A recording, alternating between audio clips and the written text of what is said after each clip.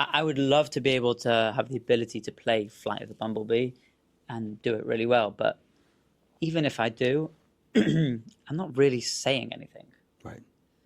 Whereas if I take a nigun or something, and I, on the spot, play it based on exactly how I'm feeling in that moment, no one else can do that the way I can. Yeah. Because that's me in that moment. I'm all and the about next that. person will come and play it, and I can't do it like them. Shalom, friends! Welcome to Orange Socks, a podcast celebrating Jewish creativity. I'm your host, Yitzchok Moully, inviting you to join me in exploring the soul of Jewish expression. Shalom, friends. Welcome to the Orange Socks podcast. And I'm in the beautiful studio of the wonderful Mendy Portnoy. Hey. Mendy, thanks for having me. Thanks for having me on the podcast. Exactly. This is the 50th episode, so this is a big deal. It's a big deal for me. It's an honor, and no, it's an honor for me. I remember when you started this. Yeah. You asking me about what cameras and mics and stuff. And you remember me wanting to start this. Oh, right. It's wow. Just actually getting and doing is just get up there and do it. Doing consistently is really hard. And here we are at 50 episodes. So we're neighbors. Yes. We live in Hillside, and I've been wanting to do this for a little while. You got me. I got you. Here we are. You got me. I remember how excited I was when I found out you're first moving to town. Like another creative, another creative voice in town, sharing their unique, and you haven't disappointed. This space hosts some great jam sessions. Saturday night Motzei Shabbos jam sessions. I have no idea what you do behind here, but it comes out in the spaceship. It comes out good on the other side, that's for sure. How'd you end up with what's your creative journey? What's your creative history? How'd you end up with music? Okay, I'll go back as far as I can remember, and you can either tell me to speed up or slow down. So I grew up in a very musical house. My father, who was a community rabbi, before he was a rabbi, was a musician. He was a soloist in the London School of Jewish Song as a child, and then he was a chazan, and then he conducted orchestras. He went to the Royal College of Music in London.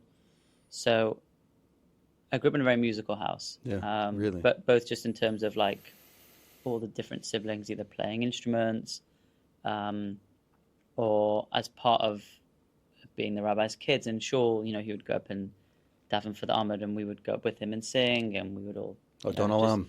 Yeah, and or whatever it was, Musaf, or you'd go up and do Geshem and throw in loads of songs, and we would, all go up there and How many harmonize. siblings? How many? So there's 9 of us. Wow. 7 boys, 2 girls. Okay. So music was just kind of always around. I remember seeing my oldest brother playing the piano and kind of standing behind him and, okay, maybe it doesn't look so hard. Maybe I could figure that out. And then I think, I don't know, my memory of like exact ages isn't great. But I would say roughly when at age 8 or 9 or something like that, Srully, who is my brother who's closest to me in age, and my kind of musical partner in crime. Yes. He was getting piano lessons. Him and my sister were both getting piano lessons, and I was very jealous because they got piano lessons and you didn't, and I didn't, and I was a sibling. That's a great way to get you interested in forcing piano lessons on someone. If you want to get your kid to learn, just get one of the other siblings to do it. Right. It's like no one wants to eat what's for dinner wave until it. So I actually remember I was home and they were like Sully and my sister, they were out because they were both getting piano lessons. And I was like, I'm going to learn to play something by the time they get home. Oh, wow. I don't think they'd gone very far, so I didn't have much time. I was like, I don't care what it is. And I sat there and I was like, okay, so if this one goes da, da, then that one goes da da da da da. Okay, cool. Anyway, and they came home, and I was very excited. So, look what I learned without piano lessons. And then I kind of started realizing that if you add notes, I mean, this wasn't all on the same day, but if you take a tune that you can play and then you add another note and then you add another note, it's like harmonies, and that was chords. And slowly but surely started to teach myself. Still no piano lessons? No piano lessons. In fact, this is a funny story that my parents remember to this day. I was playing away. It was probably like 11 or 12 chords and whatever. And my dad walked into the room and he looks at me playing with this very confused face on, and in his very, very British voice said, "Mendy, darling, what are you doing?" I was like, "What do you mean?" And I was playing like that. Right. I was like all over the piano, but like playing like that. And he was like, "You're going to hurt yourself." And I had no idea that that's not, you're supposed to use fingers. all of them. And basically these two just hadn't been trained to do anything. So it was this like slow process of, and then once I got those fingers to work, I was like, oh my gosh, now I can do so much more. Still no piano lessons? No piano lessons. They love you, right? My first piano lesson, I think the first piano lesson I had was around age 18 or 19 when I was in music school, which I'll get to. So I think my parents' way to kind of counter the fact that they were having piano lessons and I was jealous was I had guitar lessons. Okay. So it's like, Mendy will play guitar, they'll play piano, and then Surely they were building towards a band. Yeah, they didn't tell us that, but yeah, they know what they were doing. And then Surely was... So now Surely plays the guitar. So this is what happens. So around that time, Surely was like, actually, I want to play guitar. Right. And they're like, you can't play guitar. That's Mendy's thing now. You guys are the piano. Right. And then at some point, we were like, you know what? I'm going to rebel. We're going to switch. So yeah, at some point we switched. Anyway, so that was kind of, early childhood music. And we were like, I remember from a young age, we had like a long journey to school. We would listen to a lot of Shlomo Kolbach or Neshama Kolbach and groups like Kol Achai, they were called. They were like... So it was all Jewish music? It was all Jewish music. Even the minimal selection that we had at the time? Yeah. It was a lot of like Yosef Cordon. Everything was very soulful though. And... yeah, I think actually, I don't think I knew who the Beatles were until I was, I think maybe 14 or 15 when like iPods were around and we were like sharing songs and I had and to this day actually my knowledge of music is nowhere near what I would like it to be. Right. But I also understand that, living within a certain community or whatever, people are trying to... right, that your parents, they wanted to give you... yeah, music, but they still wanted to make it. Yeah, I also think that there's like a deep sense of like I don't know if it's soul or everything we heard was like very pure in a way, and I think because that was like I'm always looking for that in music now. Like if someone plays me a song and it feels completely artificial, I might say, okay, the production's cool and the tune is nice, but it's like, like move me here. Yeah. Anyway. Can you retrofit soul into a song? What do you mean by retrofit? Putting in afterwards. Like you'll listen to something and there's no soul. Can soul be imbued into it? I think a big part of it comes down to the performance. So, if a specific recording sounds like, okay, yeah, here's this guy belting out a great tune to a pasuk that clearly he doesn't have any connection to, but it fit to the thing. Right. That I don't think so, but I think it really comes across in the intention of the person singing, and you can usually feel it. You can usually tell, like, it's authentic or not. Like that's really what it's what I'm looking for. Which is why, like, if I'm producing something for someone, people are usually shocked by how quickly it takes for me to say, I'm happy with the vocals. I'll usually do 2 or 3 takes. And and there are people who they'll do hours and hours of vocals, because to me, when you're singing the same song, by the time you get to the fourth, fifth, sixth time, do you really mean it at that point, or you're like, yeah? Right. So, like, I would rather get that first or second take where it may have not been technically brilliant, or maybe your voice cracks or something like that, but you were in it and you meant it. Like, that's, how did we get there? Oh, No, what music as a kid? Yeah. So, that was like the start. I also remember as a young kid being in shul, often being thoroughly bored, but managing to, whenever there was a song, I would kind of like close my eyes and imagine all of the music that wasn't there. So like the string parts, and it'd be cool if like there was a big drum thing going on here, or I would kind of like imagine the chords and the harmonies, even though they weren't being sung. So I guess my family and home had a big influence on me, and shul had a big influence on me. So did the band ever take place? So a full family band, or is it just you and Sruli? It didn't. There were many full family. I mean, Friday night, whenever we were all around the same table, was pretty epic. Right. Because we would all just sing, and everyone kind of just naturally, knew what to do. There was tons of harmony, and it was awesome. Your father must love that. I mean, yeah, I think so. I joke about my children, now that they're getting older, that the long-term investment is finally paying off. Right. But that your father must giving. So is everyone musical? Yeah, pretty much. And like everyone can sing in some way or can harmonize, and even the ones who say that they're not or they can't, they can. If I'm allowed to be the authority on that. Sure. What's kind of crazy is how you see how it goes like through to the next generation, like how the nieces and nephews just like they have it. Yeah. Just have it. Yeah. So is it something, do you think, that's cultivated, or is it something that they have it? Or is it that it was in their water growing up, it was just so central to their experience as a child that automatically... I think it's both. I think that you usually find that there is something there.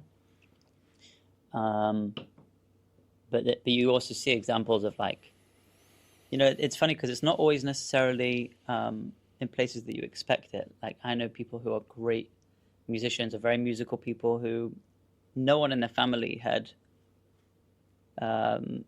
Maybe this is a bit of a weird comparison, but if someone gets sick and they're like, it's very strange, like we weren't expecting it because there was no history in the family. There's kind of like there's an element of that sometimes in music where it's like, because no one was expecting it, it's almost like, you can't be a musician. You need to go get a real job. Right. And in a lot of cases, thankfully, those people actually fight that. Right. And and I think that's kind of like a.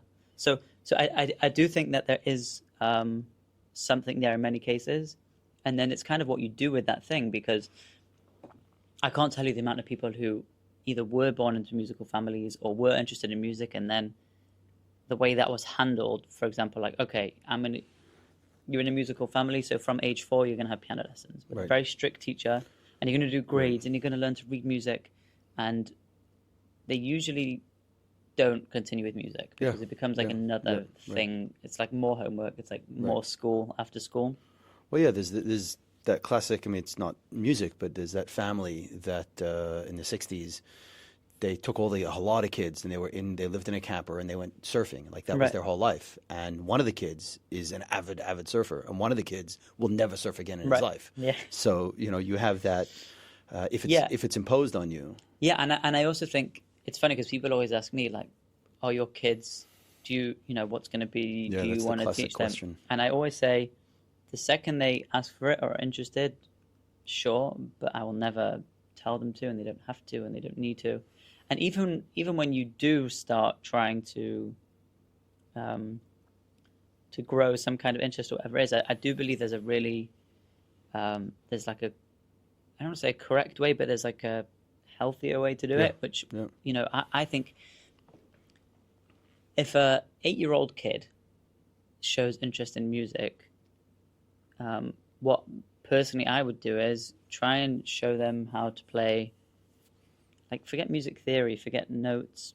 Okay, you like listening to Justin Bieber, right? So take your favorite song, let me show you how to play it so that you feel empowered. Right. You can do it. So you start to get a connection to the instrument. So you want to be more, so you're excited about it. So you can show it to your friends, so your friends can sing it with you. Right. And then if you get to age 14 and they're like, wow, you know what, I want to take this more seriously, fine, start. Go for it. Yeah. As opposed, like, I can't tell you how many people, well, I used to play clarinet, I used to play this. Right. But they never, it was always just like more homework. Right. Well, my 9-year-old, I kind of showed him where he knows where the spray cans are, and he's exploring spray cans. And there's no like, oh, you got to do it like this. So you just you don't have can't to spray the house, but in the backyard. But you also don't have to go and spray for 90 minutes every Tuesday night. Right. And get your straight lines, get your silhouettes. There's also something about like the, it's funny. One of my biggest regrets is not being able to play classical music, which is, if you don't learn to play and you don't learn to read music, you usually don't learn that. At the same time, I also think, again, from a very young age, if your only interaction with music is being told exactly how to play something that someone else wrote, it's like there's something very mechanical and robotic about that as opposed to creative. So that's a struggle, or that's a conversation that I have in my head all the time.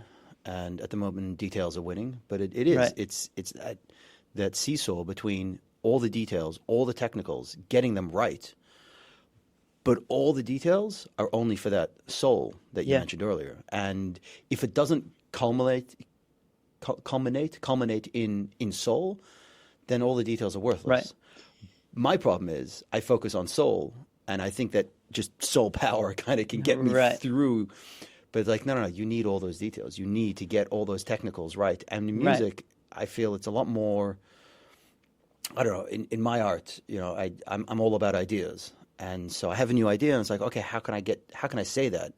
And I'll find a new medium and a new way to say it. But now there's a whole new learning curve. Right. And so with music, there is a steep learning curve. And knowing those technicals and practicing a lot are part of the process. And I suppose it's up to parents to really be able to fine tune between it's like creative freedom. Yeah. I also, I would never trade being able to play by ear for being able to read and proper technique and classical music, but I would love to have both. Right.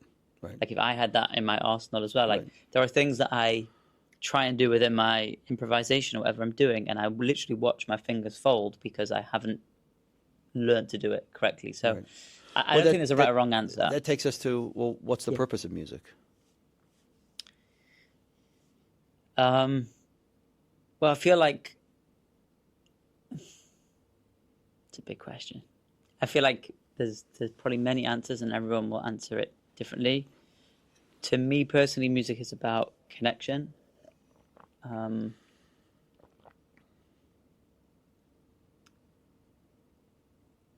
It's funny that you mentioned this room before and the jam sessions, because to me, whilst what's happening in the room and 40 people come and sit around and people are playing music, you would call it a jam session. For me, it's like a connection session. Yeah. It's like a way of me connecting to the other musicians who then collectively connect with everyone in the room. And I feel like that is why everyone leaves the room kind of feeling elevated. It's because as human beings, especially now, like we're kind of, with technology and social media, and you can see so clearly how that like is there to separate people. There's nothing, at least to me, that feels better than coming into this room with a bunch of real human beings and having this medium that unites us. Yeah. And I think there are many other things like that as well, whether it's food or dance. I don't know, but it's like, so I think that's what, for me, sorry, the purpose of music is, and music essentially is vibrations. It's like It's literally vibrations. It's like you connecting with the universe, and I also, So then being able to express, which is playing by ear, is a lot more, if you had to choose, but is a lot more in tune, in line with this sharing experience than being able to recite literally, someone else's work from a different time period, from a different thing that you've recited it perfectly. But what does it mean to you, and what does it mean to the audience, and where is that connection? Yeah, I would love to be able to have the ability to play Flight of the Bumblebee and do it really well. But even if I do, I'm not really saying anything. Right. Whereas if I take a nigun or something, and I, on the spot, play it based on exactly how I'm feeling in that moment, no one else can do that the way I can. Yeah. Because that's me in that moment. I'm all and the about next that. person will come and play it, and I can't do it like them. And that's why, so, I mean, also even in like a Judaism kind of context, you see how powerful music is. I mean, like this time of year especially, everyone's getting together for slichas, or even Rosh Hashanah Yom Kippur davening. Like one of the biggest things I feel like a shul or community has to get right is like who is leading. Yeah. And it's usually less about that person being the most righteous person in the world and anything like that. It's like, does he know all the tunes that everyone knows so that they can all join in, so that they can all feel connected? Right. That's literally the most important thing. Yeah. And to feel connected rather than the most it's not a performance. Yeah. A chazan shouldn't be a performance. It should be, it's shliach tzibur. It's the person representing and taking everyone on a journey. And it's like, and how do you do that? You've got to, and the music becomes like that medium that ties it all together. I really struggle with shuls. Again, it could be because I grew up as a rabbi's son. Right. But, during the week, for the most part, if I'm going to daven, I'll actually come to this room. I'll put on some music that's I find uplifting and inspiring, and I'll put my tefillin on, I'll daven, and I will almost always feel something deeper in here listening to music than I will, going to the 7:00 morning rush. Yeah. That has to be over by 7:38, and people are usually on their phones most of the time. And I'm not. I also understand the purpose of that and what that does, and the idea of davening with a minyan. I'm just saying, for me personally, like the second you bring music into anything, take your favorite movie and remove all the music. Right. It means nothing. Suddenly, everything is just devoid. Flat. Yeah. Anyways, that was a ramble. No, it's a good ramble. It's a good ramble. No, I compare art to music often, or visual art to music. Sure. And not that I'm jealous, but it takes a lot more for visual art to really touch a person. Sure. And it's a lot easier for music to touch a person. And I love that. So I just have to work harder. Yeah, longer hours. Yeah, deeper ideas. So take us from your childhood to what you're doing now, or your journey along there. Did you see music as a career early on, or was it just a passion? Did you see the potential for it, the opportunity for it? I don't think so. I think I was just a kid having fun and playing music and enjoying the attention of being able to sit down at a piano and incorrectly flying all over the keys. Right. But sorry. Yeah, pull it all the way down. Yep. We good? Yep.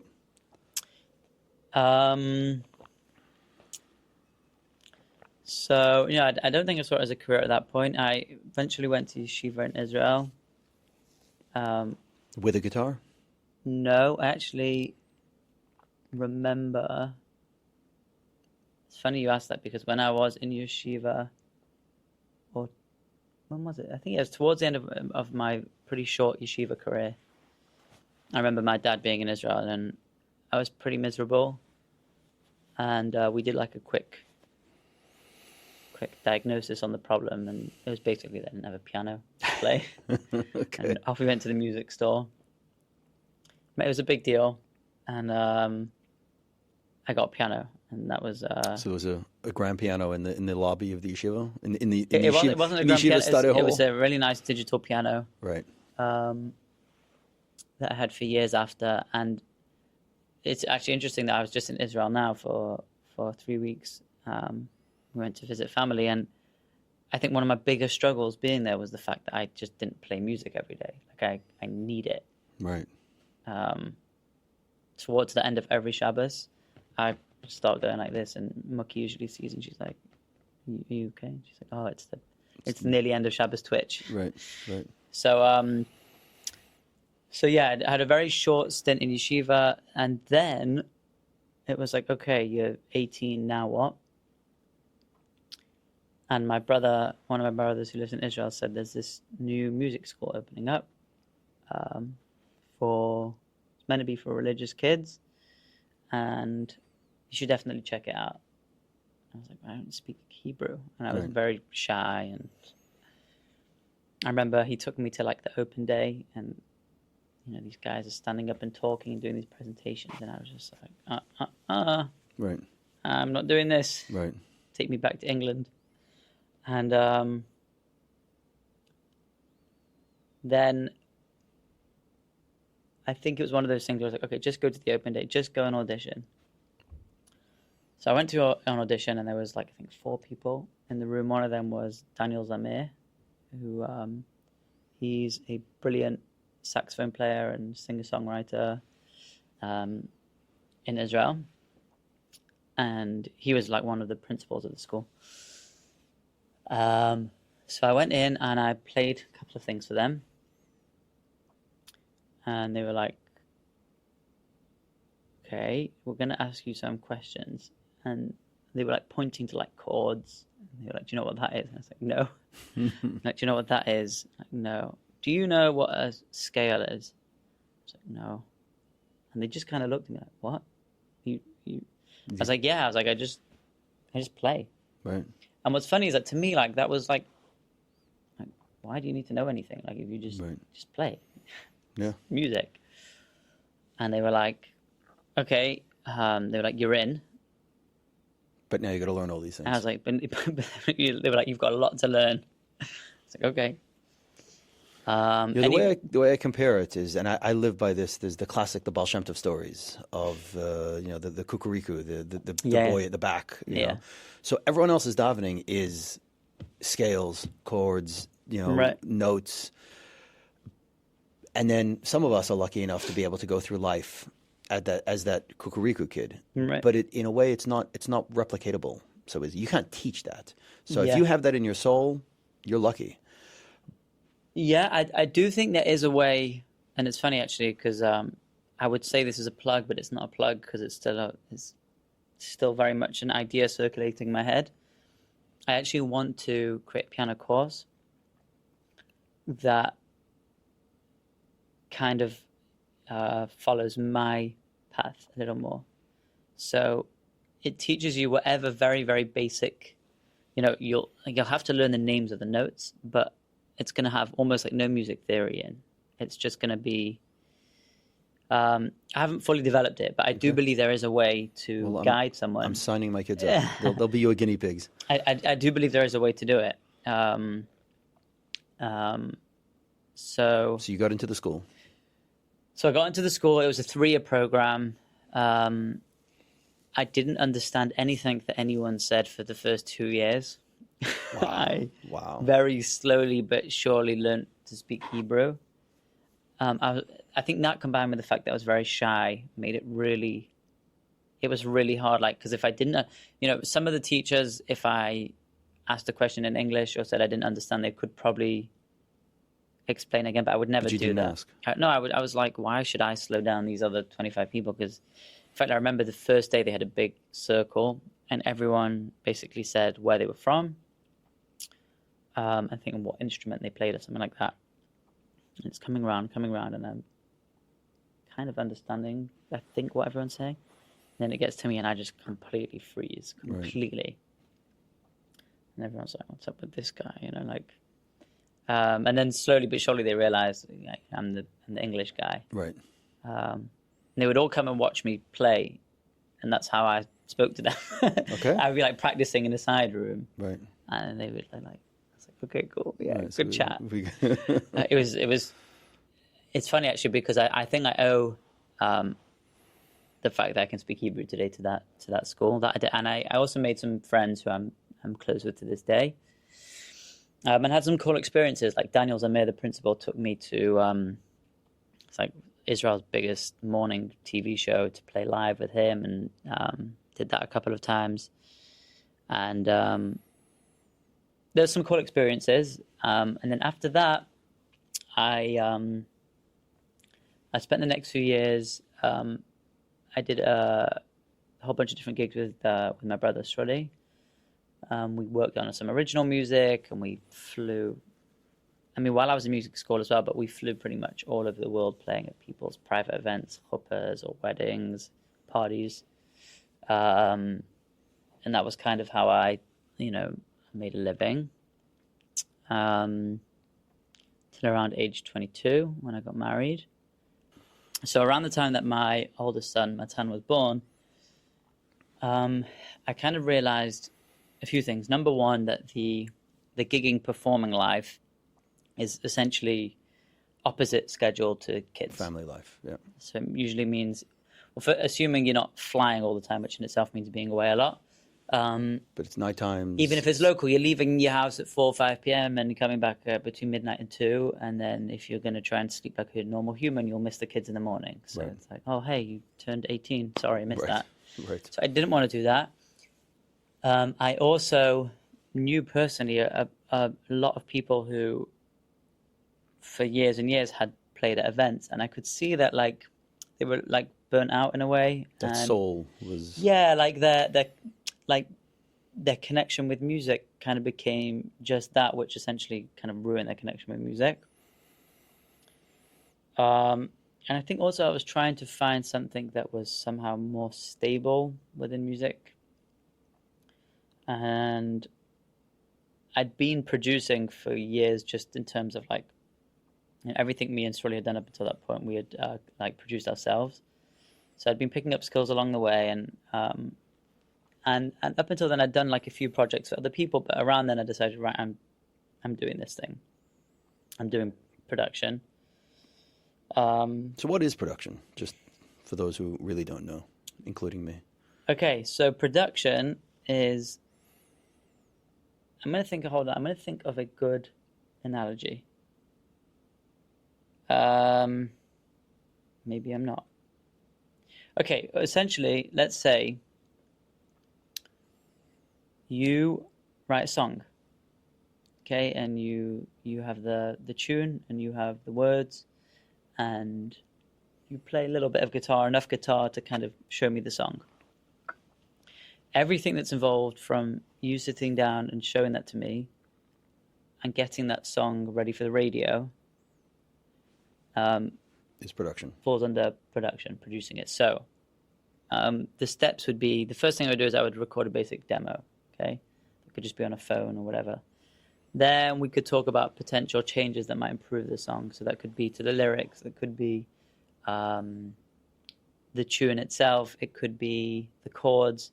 Do we want to add another section, not add another section? And then, okay, what key do we want the song to be in? Because, there's 12 notes, and you could start singing the same song from any one of those. So What feels best for your voice? What feels best if we want to try and get the audience to be able to sing as well? And then what tempo? How fast? You can do the same song really fast or really slow. Once you've done that, what I would usually do is I'd record like a guide vocal. So all those decisions are not necessarily the musicians. No.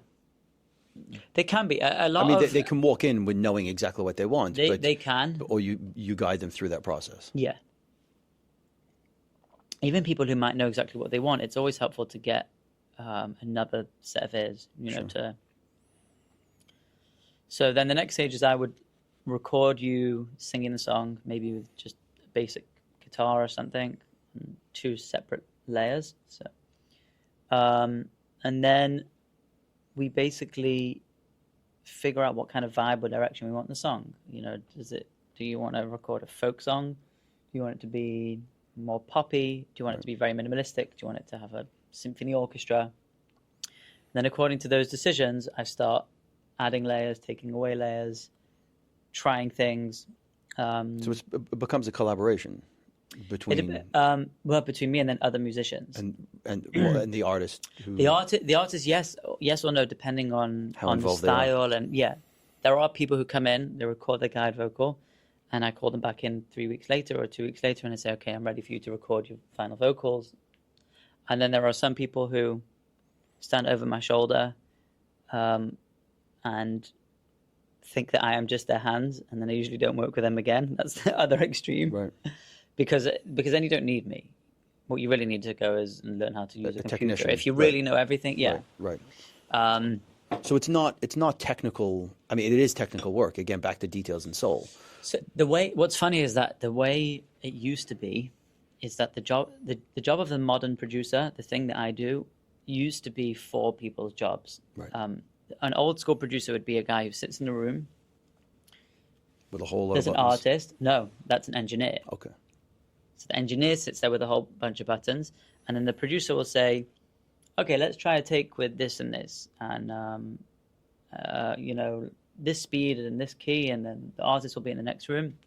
The producer will say, okay, I don't really like that, try again. And he's not doing anything technical. He's just kind of leading. Right. So second row middle guy, what's his name?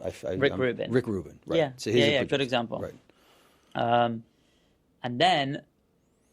And let's say he would say, you know what, I want to try a piano part for this. So he'd call a piano player and say, hey, are you around? Or come in tomorrow and let's do a piano session.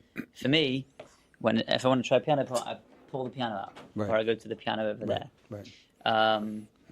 And so, like, producers today are producers, they're arrangers. Like, for example, let's say if I wanted strings, I wanted an orchestra or something. Well, again, you would go and hire someone and he would write out all the notes, and then you would send that to another studio and record it, whereas I do that as well. Right.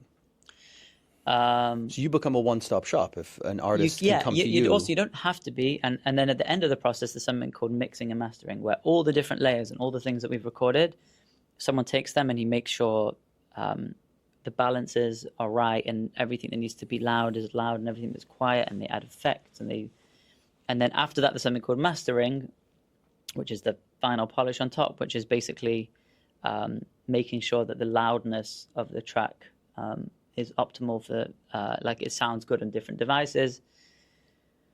So I can be a one-stop shop for that whole thing now. Right. And many producers are. Depending on how busy you are, like I will often send out parts of that stuff to other people. Right. So like I rarely mix and master my own stuff anymore. Right. For a few reasons. Number one. Details. Yeah. Number one, because I feel like even though everyone does do everything, there's a value in like people who if this is all they do all day, they're usually going to be better than I will at it. Right. And if they've been doing it for 20 years, they'll probably be better at it than me. And also, I think like that's in general like one of the keys to success is working with like being able to delegate Right. to really good people, Right. so that you can do more of whatever you're good at. Yeah. Which So kind of brings that's us to where you are now. music because production. You're the whole Thank You Hashem world is a whole podcast unto itself. It is. It's a series. Ask away. Well, no, there's so much to it, but the opportunity to work with so many artists, I look at Thank You Hashem, I don't know if I'm the only one with this analogy, but I look at Thank You Hashem as the Red Bull of interesting. Of Yeah. the Jewish world. It's like we often talk about being Barstool, Barstool Sports, Dave Portnoy. It's right. Same kind of thing. It's just like this media machine. It's just it's cool. Oh, that's a great idea. Okay, let's do it. Right. And however the finances work, it's not a profit and loss arrangement. So you don't have to, Right. oh, will this make money? Okay, we'll do it. If this won't make money, we won't do it. It's like, is this cool? Will this, I think it's will it inspire and uplift? Right, exactly. Yeah. Those are the metrics, and I love that. And first of all, it's unbelievable that it exists, and I feel very lucky that I get to be a part of it. To combine doing what I love, all of this stuff, and then to kind of have this sort of, there is something meaningful also about helping individual artists, a song here and a song there, but kind of being part of this machine, that, and again, it's across many different kind of mediums right now. It's Right. music, podcasts, social media, live events, Torah content. Like we have a weekly magazine right now. Yeah. So being a part of this thing that as a whole, Got to get some visual art into the mix. yeah, we should. But it feels like almost like a lighthouse. Yeah. And to be able to sit somewhere in that lighthouse feels great. So your role from a technical perspective, My role is kind of dynamic. Yeah. I was one of the. I think I'm the second person who was on the team full time, and there's now I think 14 or no, there's more now. I think we're up to like 16 or 17 people. Wow. So I'm kind of involved in overseeing a lot of it, Right. and obviously more heavily on the music, but also the music videos and somewhat in the other media, and basically wherever I'm needed. Right. But it's pretty great. It's a lot of fun. Yeah, some of the musicians that you're working with, and I suppose you're producing, but you're giving Thank You Hashem voice. So you feel that you've found a distinction between your own voice and the Thank You Hashem voice. Yeah. Well, first of all, I actually think that it's very important for anyone in this kind of position, especially when you're a creative, to make sure that I don't think I don't think all of anyone's creative everything should be in one place. Right. You don't want to become a wedding, those Yeah, wedding players. exactly. Where I don't think there's anything wrong with playing at weddings, but if you play at weddings all night, every night, you become Exclusively. just that. Right. And I have so many sides to me. There's like Mendy, the piano player who does solo piano albums. There's Mendy, the dad, and the husband, and Mendy who writes dumb songs about bath time for my kids. And there's Mendy who's getting more and more into electronic music, which is super fun to discover. There's Mendy who likes jazz. So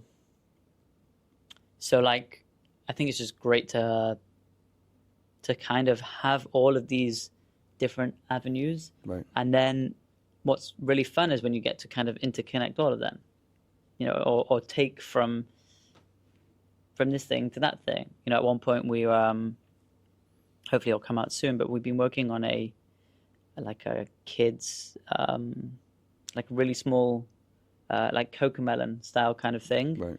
For Jewish kids, and the music is very, very, very simple. And I had to get into that. Okay, yeah, I have a 2-year-old. Would he like that kind of thing? Right. And that's obviously very, very different than arranging for a symphony orchestra for Avram Fried in Prague. So it's all these. And you can do both of them on the same day. Yeah, I do. By the way, jumping- it's one of the best things you can do for ADD is It's jumping between just projects. Yeah. it's a disaster also, but it's also great. Yeah. Amazing. Well, Mendy, thank you. Thank you. Thanks for having me. A fun great. behind-the-scenes journey of where you were, where you are, and we'll find out where you're going. I hope I managed to answer somewhat I coherently. think so. So I got 2 closing questions for you. Okay. Is number 1, who are 3 creatives that you think the audience should know? 3 Jewish creatives. Okay, let's see.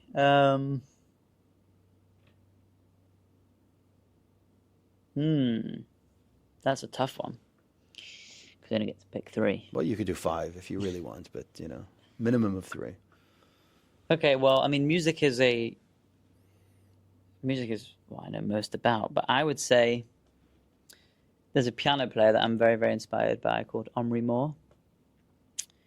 He taught me I had a handful of lessons with him when I was in music school. He was one of my first music teachers. And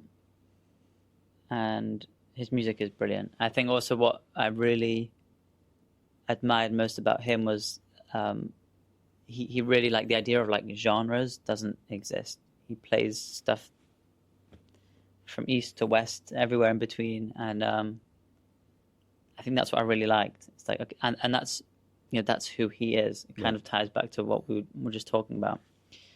So I definitely find him a very brilliant and interesting guy. Jewish creatives to follow. I should have prepared this. Let's see. It's what's on your tongue. What's on your... I'm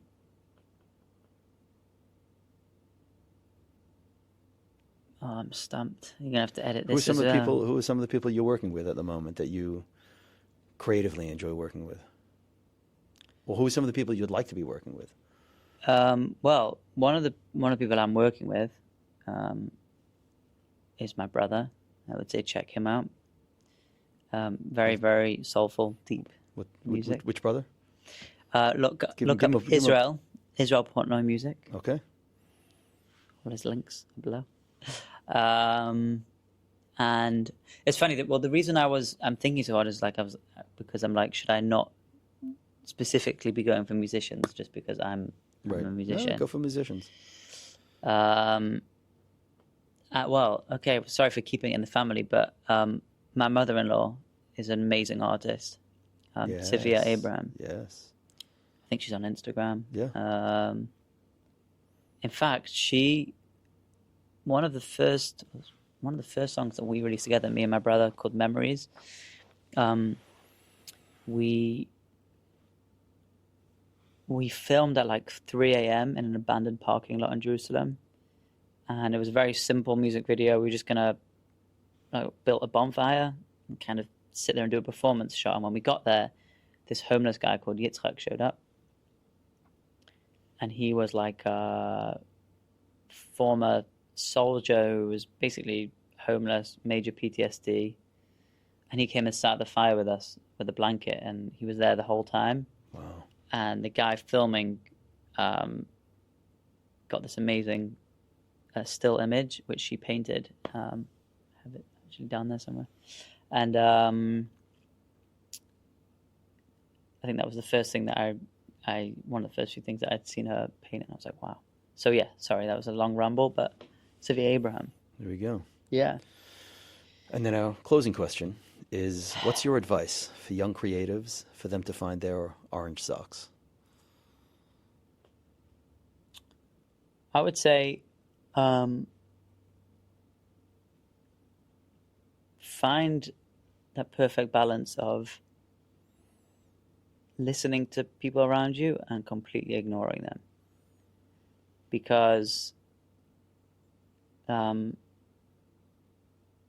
people can, on the one hand, be very inspiring or encouraging, but by the same token can say one thing that can completely throw you off.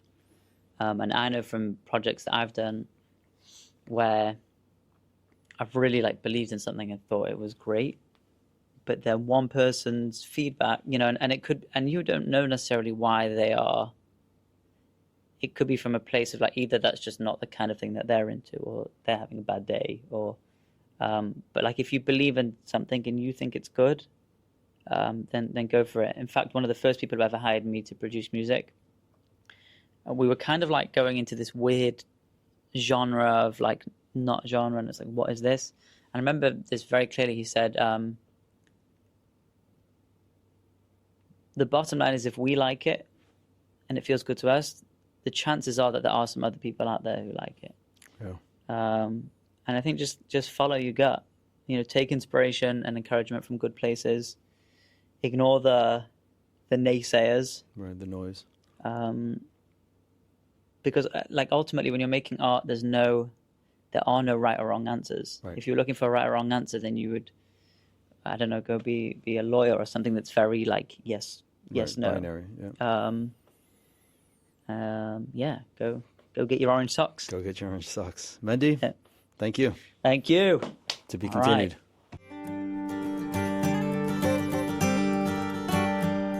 היום נעשה משהו בלתי נשכח